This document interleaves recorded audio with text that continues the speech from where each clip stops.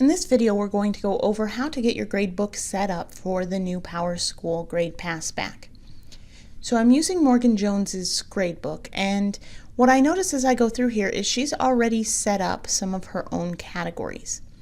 If you have done this, you're going to need to rename these.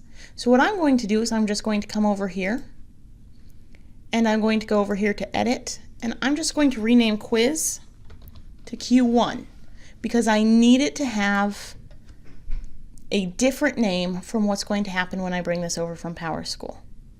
So I'm going to go through and I'm going to rename all of those categories. So what I need to do now is I'm going to come up here to this top gear and I'm going to select Import Assignment Groups. So I'm going to click on that. So it says click the Add button below to import the assignment groups from your SIS account. SIS means Student Information System. This is what PowerSchool is. So we're going to click Add. So I've got Success. Okay, then I need to give it a little bit of time to process. This is a good time for you to check your email or do any other small task, or just set it up before you leave and then you can come back and finish in the morning before school starts.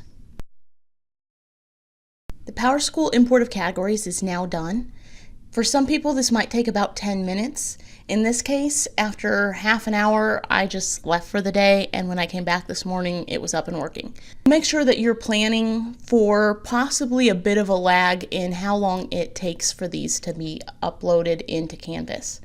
So now what I can do is I can come up to these categories, and so I can go in. We've got quarter one, so I'm not going to worry about this. I'm going to minimize it so it's not in the way. We've got imported assignments. These are things that came over from last year's course and were put in this year. I'm going to minimize that as well. So now I've got T1. So this is tests. I want to move this though. And so this part seems scary. So why would I delete a category? What I'm going to do is I'm going to go to Delete. So I named this one T1 so I'd remember, hey, this is tests. So I want to move the assignments to test. And you can see if I come down here, it's now in test. You'll also see that it's got this little icon. This means it's imported from PowerSchool. So that's how you know if it's one of the categories that you should be using. So I'm now going to go through and do that for all of the other categories. The one last thing that I need to do before sending in an assignment is I need to make sure that I have the SIS turned on. So what I need to make sure that I've done is for past assignments. So for example, for Q1, I want to make sure that these are all turned off. So if any of these little circles with the little arrows, I know it's kind of hard to see, but it's two arrows going in a circle. If any of those are turned on, meaning they're green, I need to make sure that they are turned off for quarter one. I don't want to send grades to first quarter and accidentally mess things up in PowerSchool. But what I need to do is I need to now go through for the assignments that I want to send over now. I'm going to make sure that I have that turned on. So you can just click on it here, but you can also go into the assignment and I can go to Edit. And if I come down here, you can also turn it on by Sync to PowerSchool. So just clicking that checkbox and then saving. So either way will work. Now if I go to my gradebook,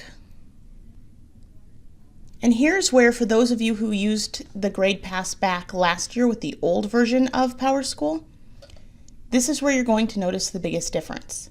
There used to be a button here that said Post to SIS or Post Grades, and you just click that button. Now what you're going to do is you're going to click Export, and you're just going to go to Sync to PTP, Delaware Community Schools District. So if you click that button, it will then send the grades to PowerSchool. Just like it takes a little bit of time for the categories to pass back, this might also take a little bit of time. In the past, it took maybe 5 minutes, but now we're seeing more of a lag, so you might need to wait half an hour or an hour or two. It might be a good thing to do at the end of the day before you leave, and then just in the morning check it. It will not be a super fast thing like it used to be.